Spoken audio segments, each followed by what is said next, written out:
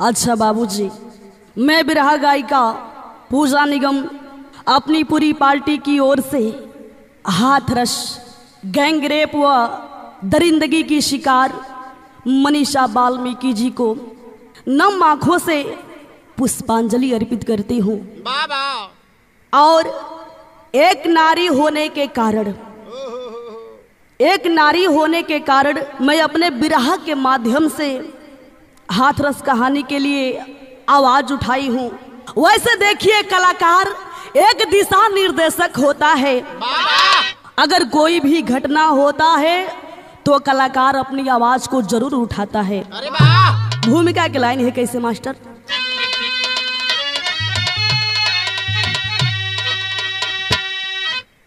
ऐ दुनिया के मालिक बता दे मुझे, बिटिया बन के जन्मना क्या गुनाह है। गर्भ में मर रही, आग में जल रही, यह करुण वेदना तड़प की आह है। प्रश्न करते लहू दर्द कैसे सहूं, बिन कफन चैन की नींद सोने तो दो, फिर नोचेगा जिस्म बन के कुत्ता कोई, मर्द होने का एहसास होने तो दो।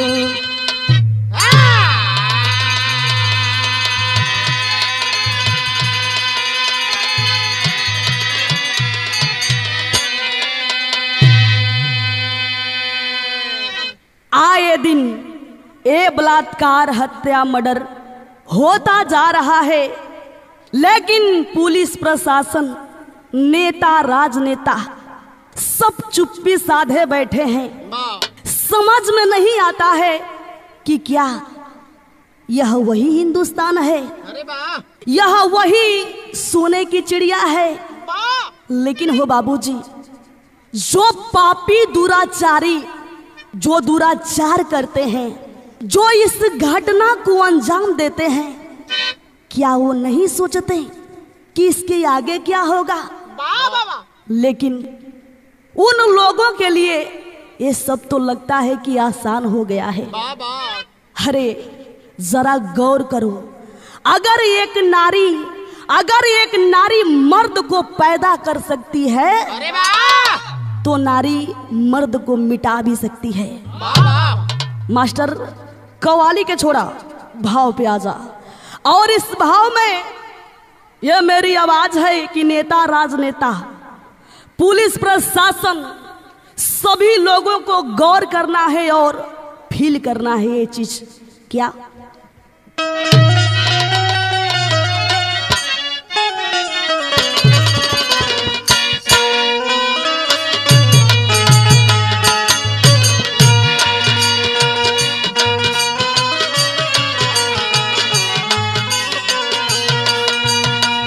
यही कहना है,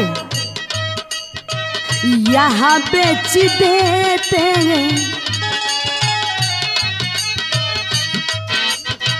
यहाँ बेच देते हैं कफन राजनेता। गौर करिए, यहाँ बेच देते हैं कफन राजनेता, कंधे पे करी तो देखो, कंधे पे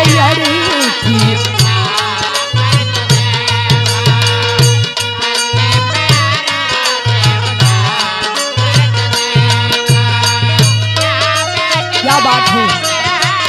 हम राजनेता, हाँ कफन राजनेता, कंधे पे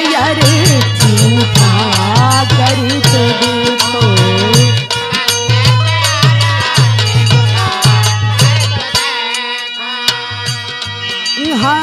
यहाँ बेच देते, हाँ यहाँ बेच देते कफन राजनेता, कंधे पे अर्थी उठा कर तो देखो। और अगर सच में इंसान, अगर सच में इंसान हो मेरे यारो, अगर सच में इंसान हो मेरे यारो, अबला की असमत बचा कर तो देखो, अबला की असमत बचा कर तो।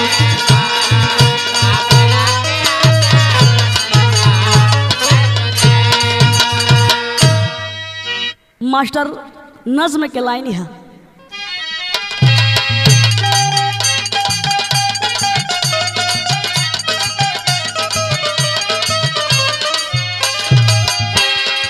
सोने की चिड़िया को डिजिटल बताए जाते हैं, सोने की चिड़िया को डिजिटल बताए जाते हैं, फैशन की आंधी में कपड़े उड़ाए जाते हैं।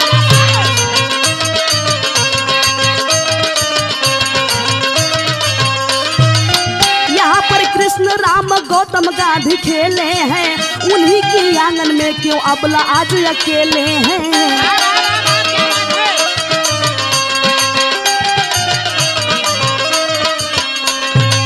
खून की आंसू धरती आसमां बहाए हैं, खून की आंसू धरती आसमां बहाए हैं, हवा कराहती बिलक रही दिशाएं हैं।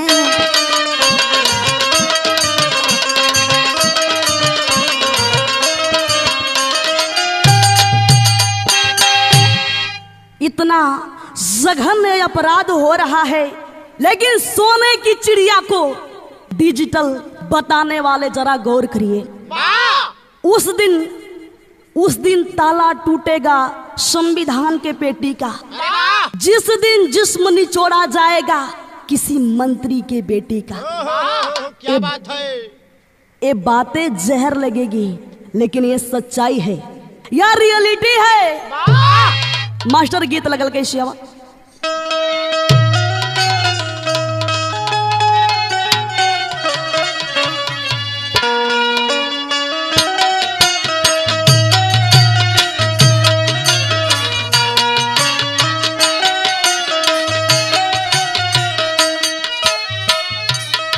गीत के छोड़ी भाव पे आ जाए। भाव में कहना है, जिला हाथ रसकुल गढ़ी गाँव जहवा रहले वाल्मीकि ओम प्रकाश हो।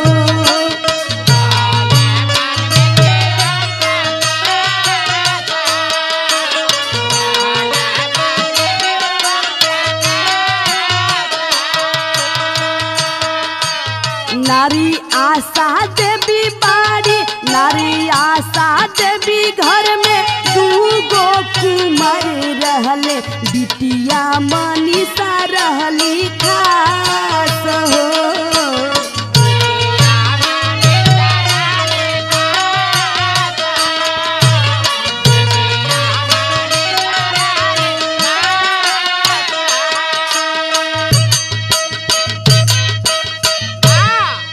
देखे बाबूजी, गौर करिएगा, जिला हाथरस, थाना चंदपा, कुलगड़ी गांव के रहने वाले श्री ओम प्रकाश वाल्मीकि जी, पत्नी का नाम श्रीमती आशा देवी, दोनों पति पत्नी के बीच मालिक दो बेटा, एगो बिटिया देले रहला। जोना बिटिया का नाम मनीषा बतावल गई, लेकिन हो बाबूजी बिटिया भइल बहुत बड़ जिम्मेदारी होला। बिटिया जब जवान हो जाली, समय से कॉलेज जाए के है, समय से घरे आवे के है। घर से बाहर निकलत कभी बड़ा रिस्क होला, बड़ा जिम्मेदारी होला। इतना ही ना, घर का चूल्हा चौका लेके पूरा चौवादारी यानी घास भूसा तक भी देखे के पड़ेला। और मनीषा एगो बिटिया के नाते, एगो लड़की के नाते अपने महतारी के साथे घास काटे बदे खेत में चलली हो बाबूजी। भैल का मास्टर गीत है, गीत के छोड़ा भाव पर आ जा।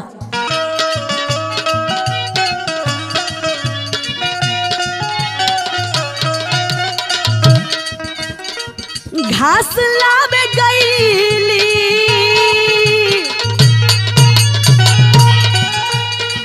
घास लावे गईली माई के संहेलिया के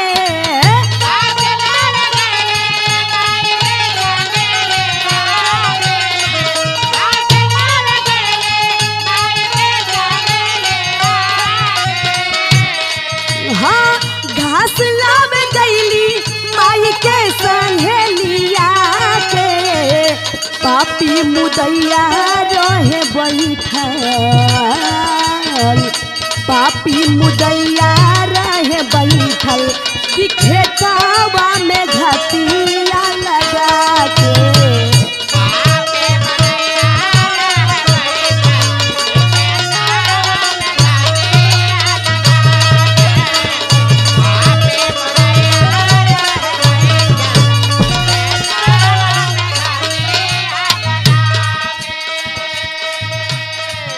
माई के संगे खेत में चारा काटत है, घास काटत बाड़ी और देखा माई घसिया के काटत काटत हो बाबूजी बहुत ही दूरी हो गई। जोना में मनीषा अकेली चारा काटत बाड़ी और इतना ही ना, चार पापी, चार लड़के जिन लोगों का नाम बताया गया रवि, रामू, लवकुश और संदीप, जो चारों बड़े जाति से आते हैं, चारों हो बाबूजी। जब मनीषा के अकेले देखला नियत गंदी भइल बा और योजना का बनावत हो मास्टर कैसे काट लगली घास बिटिया दूर गईली माई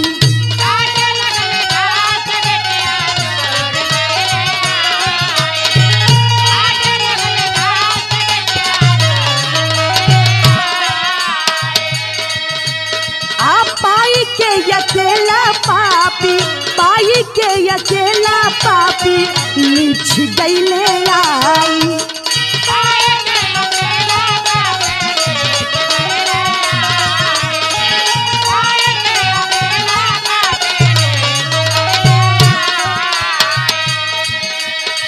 मुंह बंद कैले कैसे मुंह बंद कैले कैसे बोली है चिल्ला के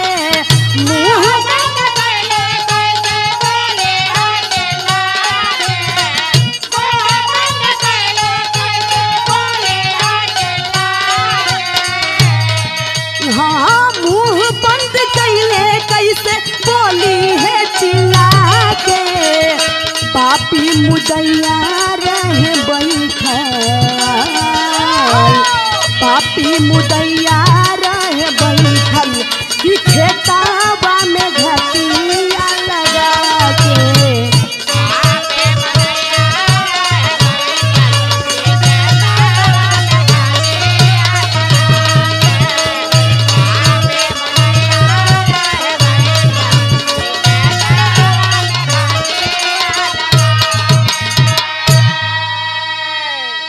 चारों पपिया हो बाबूजी मनीषा के अकेले देख के मनीषा के पास गईला आ मुंह बंद करके घसीटत बाजरा का खेत में बाजरा लगा था घसीटत बाजरा के खेत में लेके गईला मारत हम पीटत हम।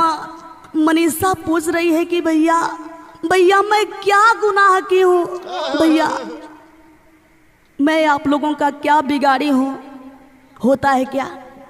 तेरी की लाइन है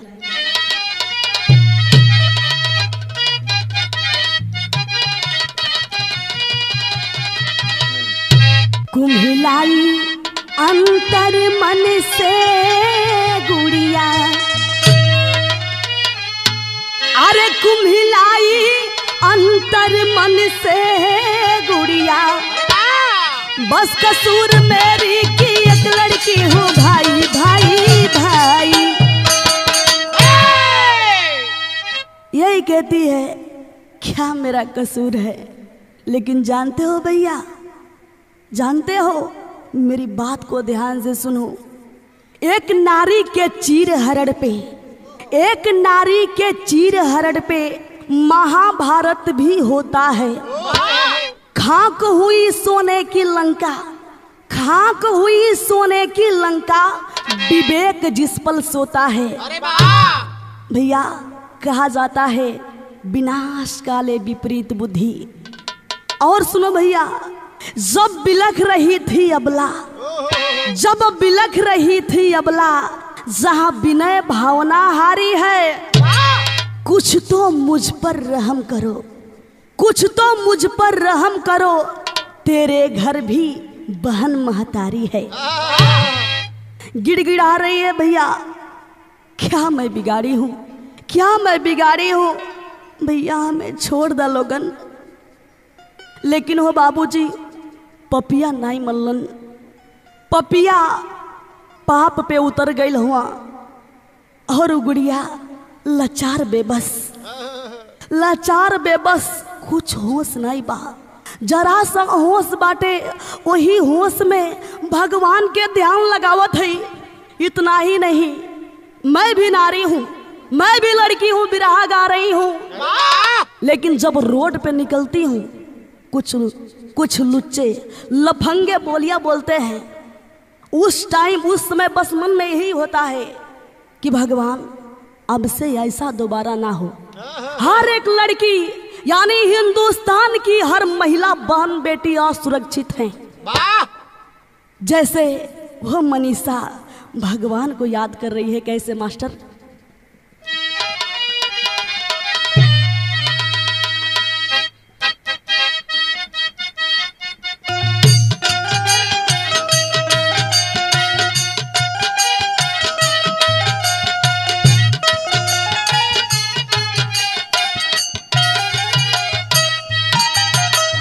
यह कहत बाड़ी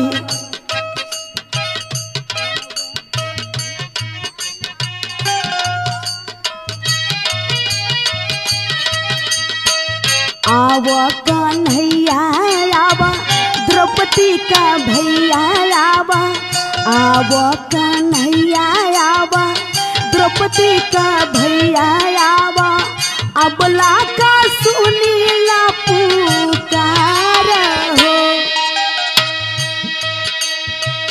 द्रौपदी के बेरी भागल नंगे पाँव अइला कान्हा, द्रौपदी के बेरी भागल नंगे पाँव अइला कान्हा, लुट जाई बहिनिया तो हार है। भगवान के याद कैली है, लेकिन हो बाबूजी किस्मत के जवन मंजूर बदनसीबी जवन ना करा दे। लूटाई जतिया जाना, रो रही है, बिलख रही है कि भैया छोड़ दो, भैया मुझे छोड़ दो, तुम्हारे घर में बहन बेटी है, कुछ तो रहम करो भैया। लूटाई जतिया जाना, अपला के ठतिया जाना, पड़ता नी पैया तो हार है। मनलन्ना पापी बाबू मुहवा के काला कैले, मुहवा के काला कैले, रोवेली धरती आंसू धार है। चारों पापी हो बाबूजी बारी बारी से अपन मुंह के काला केला, लुट गई एक बेटी, लुट गई एक बहन, लेकिन और का करत हो मास्टर? कैसे?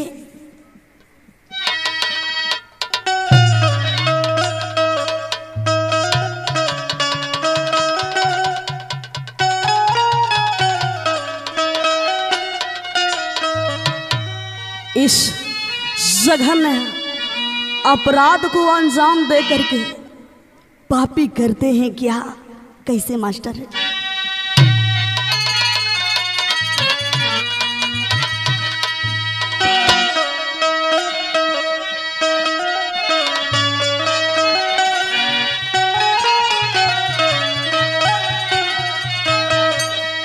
भगवान आपकी दुनिया भी गजब है वाह मास्टर। हे भगवान हो, हे भगवान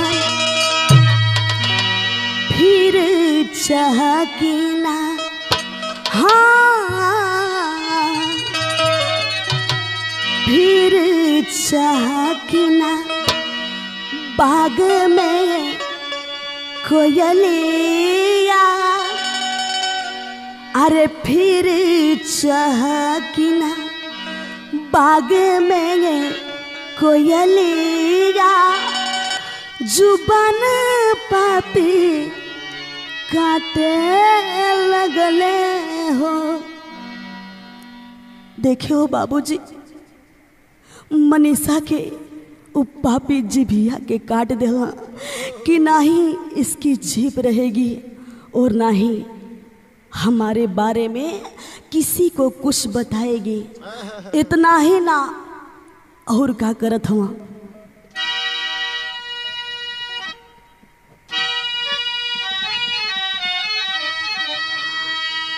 रीढ़ के हाडी तोड़े लगले पापी मुदैया, हमारे खाती जनावा दबावे नटैया।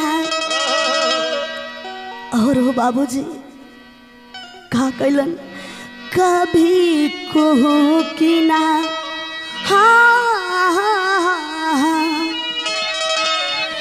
कभी कहूँ कि ना डाल डाल कोयलिया, अरे कभी कहूँ कि ना डाल डाल कोयलिया, की पंख पापी तोड़ दिहले हो।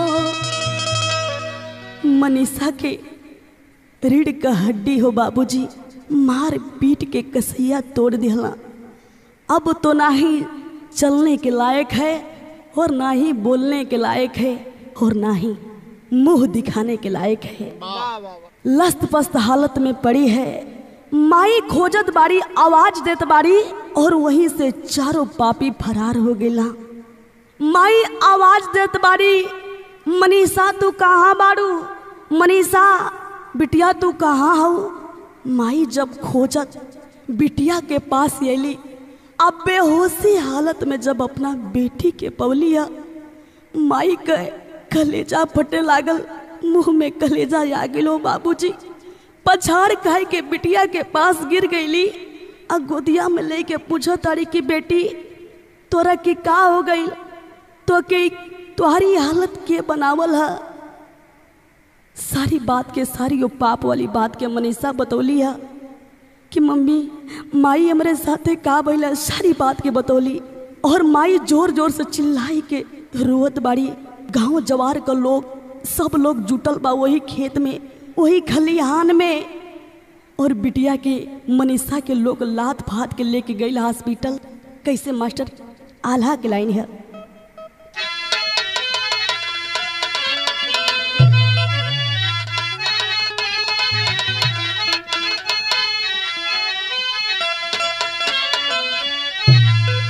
कि चोरी हत्या पाप नहीं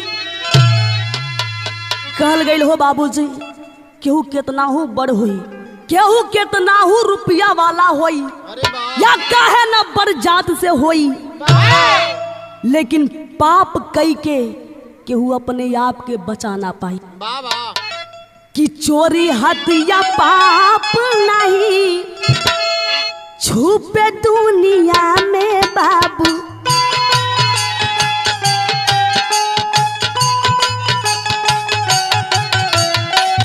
होला गलत काम के हो गलत परिणाम।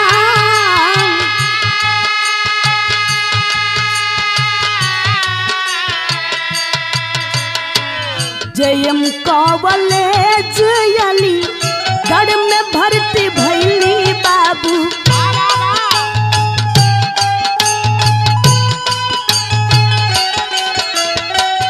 सब भैली दिल्ली सरना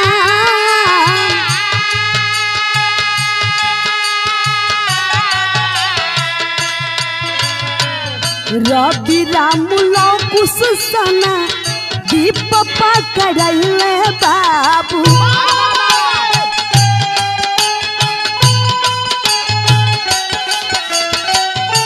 हालत में बीती या के भइल ना सुधार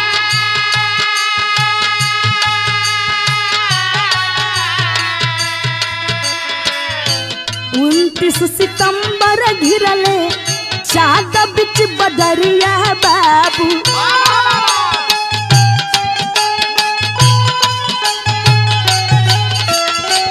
छोड़ दिहल बिटिया मनीषा हो सनेसा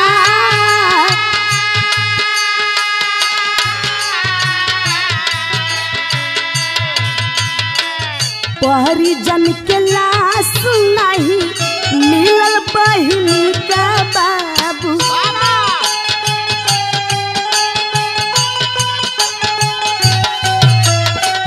कहरी का मुआवजा अबला के परिवार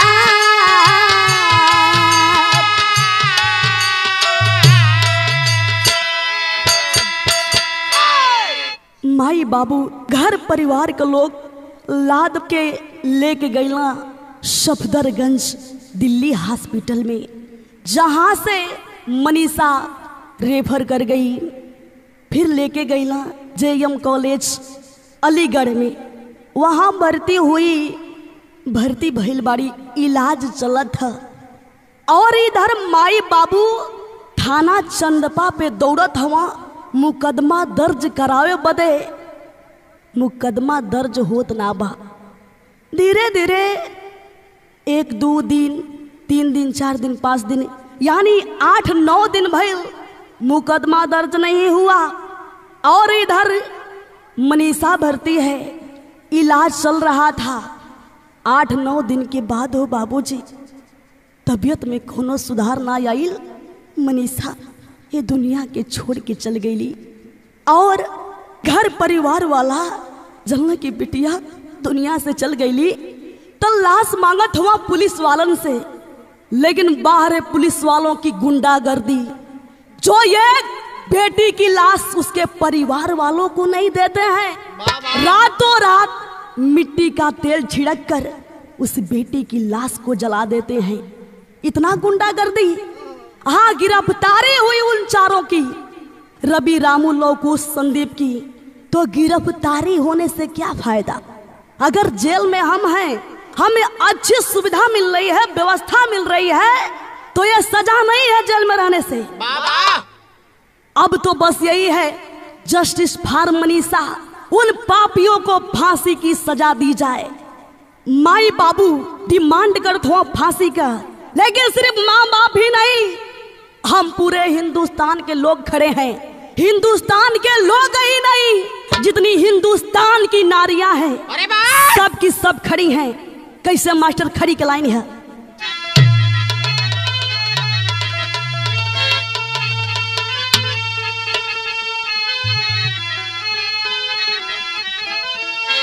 अरे जश्न नाही दुष्टों के घर,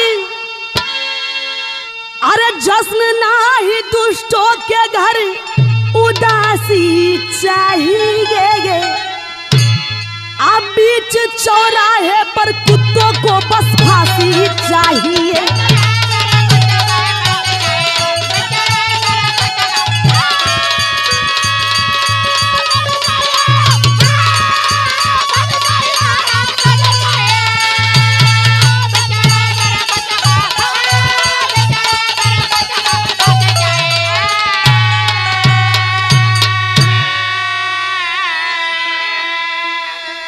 मैं भी एक नारी हूँ, मैं बता रही हूँ कि मैं भी एक नारी हूँ।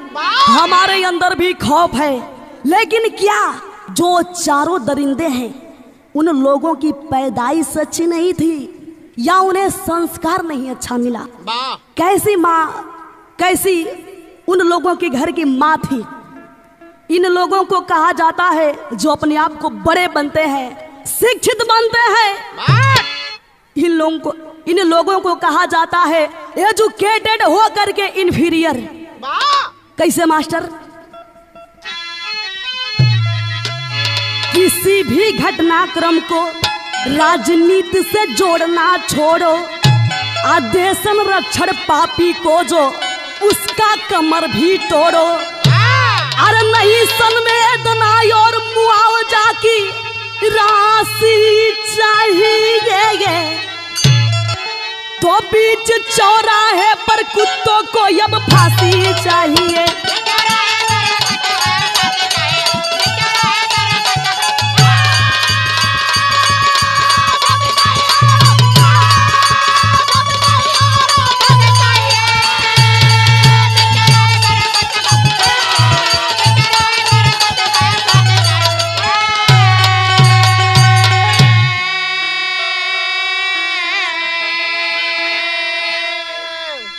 हमारे पीएम साहब माननीय नरेंद्र मोदी जी जो एक आवाज उठाए थे, बेटी बचाओ बेटी पढ़ाओ, लेकिन साहब आज इसका मतलब, इसका मुख्य अर्थ समझ में आ गया है। बेटी बचाओ इसलिए कि बेटी वाले अपनी बेटियों को बचाओ, क्योंकि हमारे राक्षस उतर गए हैं तुम्हारी बेटियों को नोचने के लिए। हम बेटियों को बचा रहे हैं, हम बेटियां बच रहे हैं। और दूसरा, बेटी पढ़ाओ इसलिए कि तुम्हारी बेटियां बच रही हैं, बेटियों को पढ़ाओ, यानी तुम्हारी बेटियां पढ़ने जाएंगी तो हमारे राक्षस, हमारे कुत्ते उसे नोचेंगे। साहब ऐसा मत करिए, नारी के सम्मान को समझिए, नारी की सुरक्षा करिए, नारी को इतना कमजोर मत समझिए साहब। इस पे खड़े उतरिए, इस नारे पे खड़े उतरिए, इसमें द्वर्थी भाव मत समझाइए, रक्षा करिए। बिरहा समाप्त। आखिरी लाइन आवा।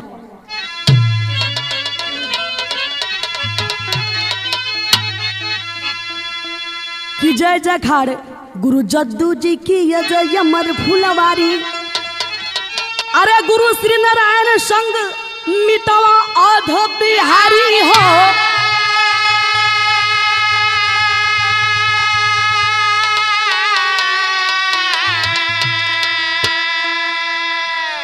कुम्हलाई अंतर मन से गुड़िया, अरे कुम्हलाई अंतर मन से गुड़िया, पूजा विकास लहरत कली है अब मुरझाई। कुम्हलाई अंतर मन से गुड़िया।